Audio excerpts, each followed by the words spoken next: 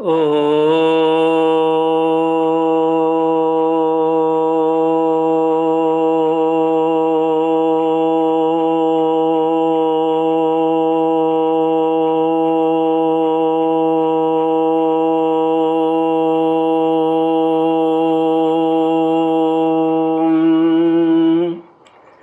श्री गुरुचरण कमलेभ्यो नमः। श्री गणेशाय नमः। श्री सरस्वत्यै नमः। श्री विष्णवे नमः। श्री कृष्ण गोविंद हरे मुरारे, हे नाथ नारायण वासुदेव। श्री कृष्ण गोविंद हरे मुरारे, हे नाथ नारायण वासुदेव। हे नाथ नारायण वासुदेव। हे नाथ नारायण वासुदेव। श्री कृष्ण गोविंद हरे मुरारे, हे नाथ नारायण वासुदेव। ओम नमो भगवते वासुदेवाय। ओम नमो भगवते वासुदेवाय। ओम नमो भगवते वासुदेवाय।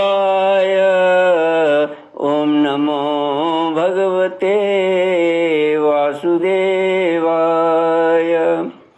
कृष्णाय वासुदेवाय हरये परमात्मने प्रणतक्लेशनाशाय गोविन्दाय नमो नमः।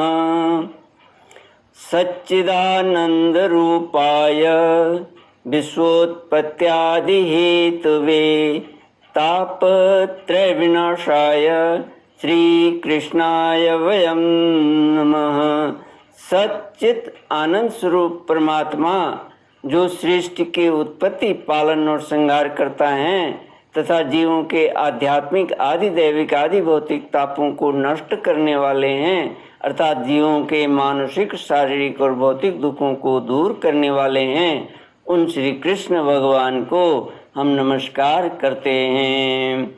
श्री कृष्ण गोविंद हरे मुरारे, हे नाथ नारायण वासुदेव। श्रीमद्भागवत चतुर्थ स्कंद द्वाविंशोऽध्यायः श्लोक 33 से।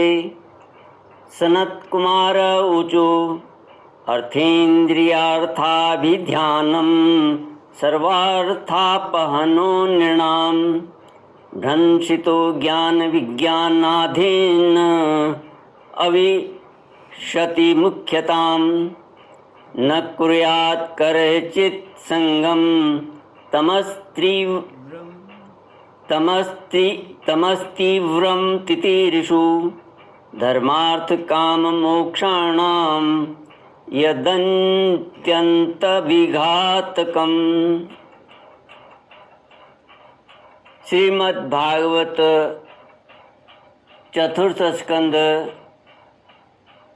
चौथा स्कंद 22वां अध्याय श्लोक 33 से। श्री सुनत कुमार जी कहते हैं, महाराज, धन और इंद्रियों के विषयों का चिंतन करना मनुष्य के सभी पुरुषार्थों का नाश करने वाला है, क्योंकि इनकी चिंता से वह ज्ञान और विज्ञान से भ्रष्ट होकर वृक्ष आदि स्थावर योनियों में जन्म पाता है।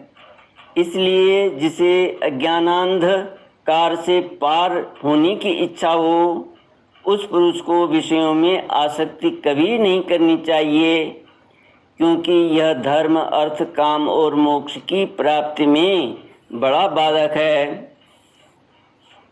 इन 4 पुरुषार्थों में भी सबसे श्रेष्ठ मोक्ष ही माना जाता है, क्योंकि अन्य 3 पुरुषार्थों में सर्वदा काल का भय लगा रहता है। प्रकृति में गुणक्षोभ होने के बाद जितने भी उत्तम और अधम भाव पदार्थ प्रकट हुए हैं, उनमें कुशल से रह सके ऐसा कोई भी नहीं है। काल भगवान उन सभी के कुशलों को कुचलते रहते हैं।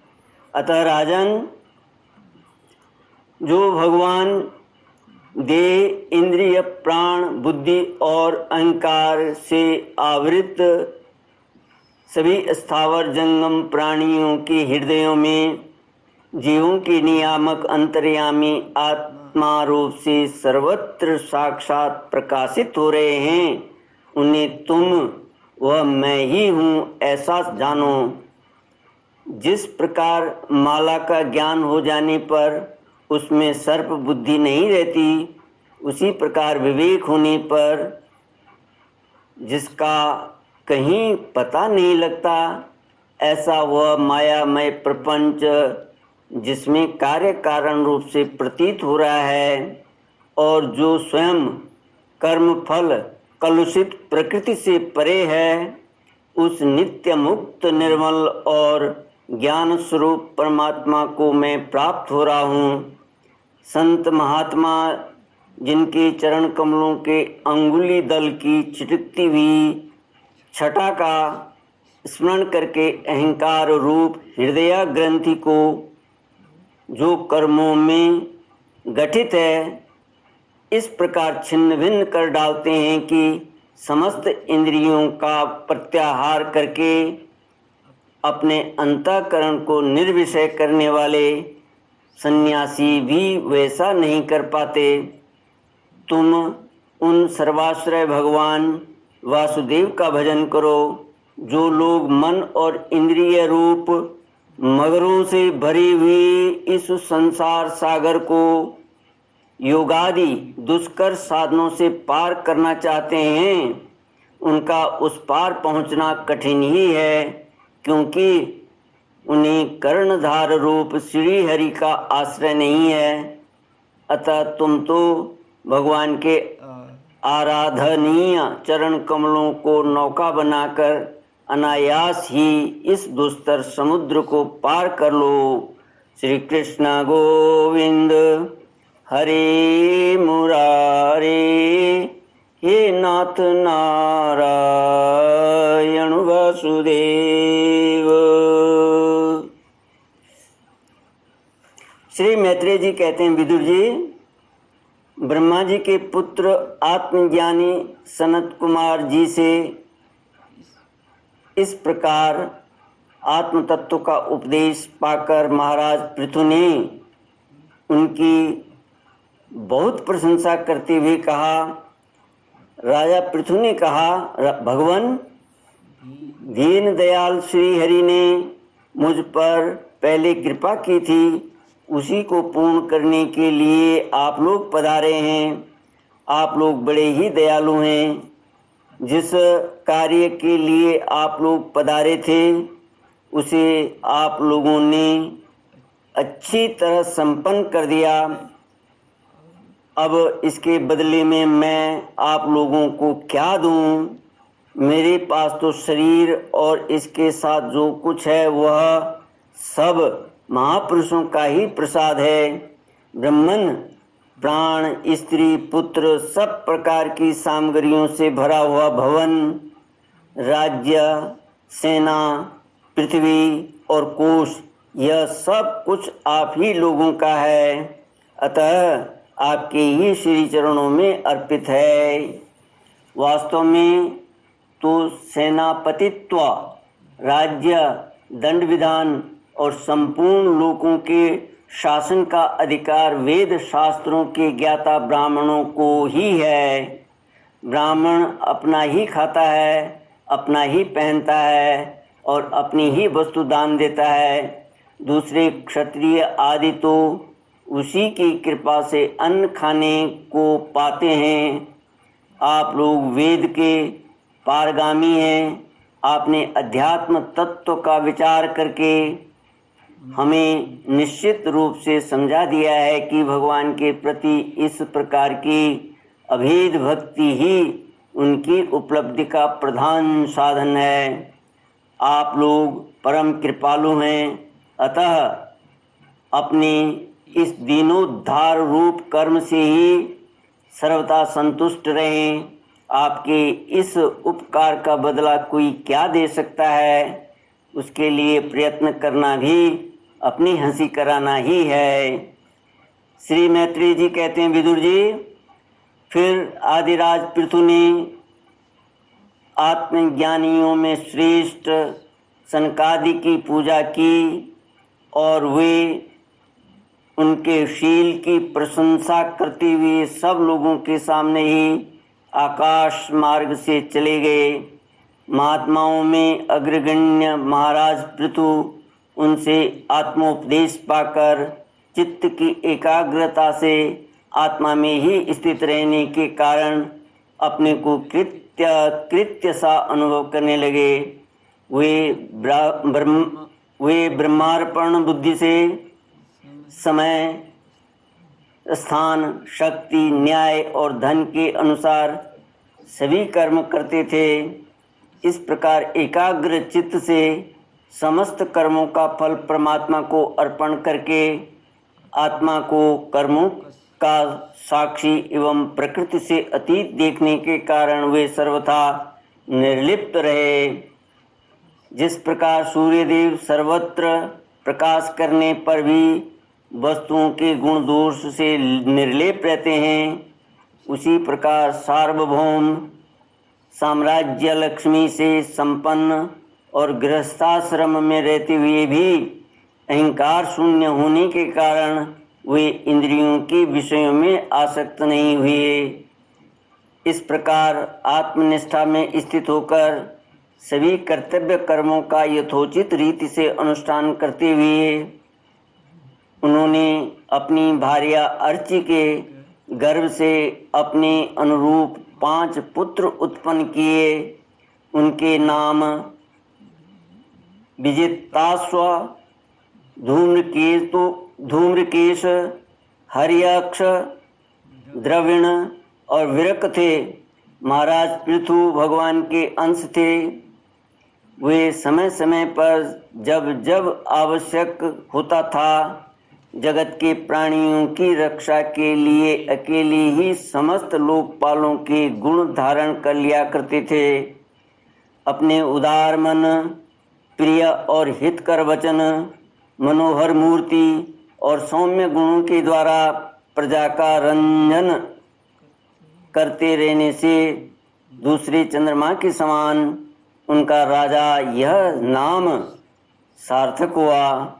सूर्य जिस प्रकार गर्मी में पृथ्वी का जल खींचकर वर्षा काल में उसे पुनः पृथ्वी पर बरसा देता है तथा अपनी किरणों से सबको ताप पहुंचाता है, उसी प्रकार वे कर रूप से प्रजा का धन लेकर उसे दुष्काल आदि के समय मुक्त हस्त से प्रजा के हित में लगा देते थे तथा सब पर अपना प्रभाव जमाए रखते थे।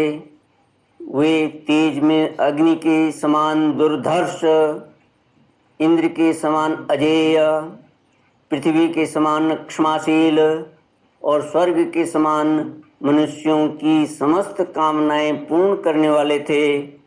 समय समय पर प्रजाजनों को तृप्त करने के लिए वे मेघ के समान उनके अभीष्ट अर्थों को खुले हाथ से लुटाते रहते थे। वे समुद्र के समान गंभीर और पर्वतराज सुमेरु के समान धैर्यवान भी थे। महाराज पृथु दुष्टों के दमन करने में यमराज के समान, आश्चर्यपूर्ण वस्तुओं के संग्रह में हिमालय के समान, कोष की समृद्धि करने में कुबेर के समान और धन को छिपाने में वरुण के समान थे। शारीरिक बल, इंद्रियों की पटुता तथा पराक्रम में सर्वत्र गतिशील वायु के समान और तेज की असह्यता में भगवान शंकर के समान थे। सौंदर्य में कामदेव के समान, उत्साह में सिंह के समान, वात्सल्य में मनु के समान और मनुष्यों में के आधिपत्य में सर्वसमर्थ ब्रह्मा जी के समान थे। ब्रह्म विचार में बृहस्पति, इंद्रिय जय में साक्षात श्री हरि तथा गौ ब्राह्मण गुरुजन एवं भगवत भक्तों की भक्ति, लज्जा विनय शील एवं परोपकार आदि गुणों में अपने ही समान अनुपम थे। लोग त्रिलोकी में सर्वत्र उच्च स्वर से उनकी कीर्ति का गान करते थे। इससे वे स्त्रियों तक के कानों में वैसे ही प्रवेश पाए हुए थे जैसे सत्पुरुषों के हृदय में श्री राम। श्री कृष्ण गोविंद हरे मुरारे, हे नाथ नारायण वासुदेव। इति श्रीमद्भागवते महापुराणे पारमहंस्यां संहितायां चतुर्थस्कन्धे पृथुचरिते द्वाविंशोऽध्यायः। ॐ पूर्णमदः पूर्णमिदं पूर्णात् पूर्णमुदच्यते पूर्णस्य पूर्णमादाय पूर्णमेवावशिष्यते।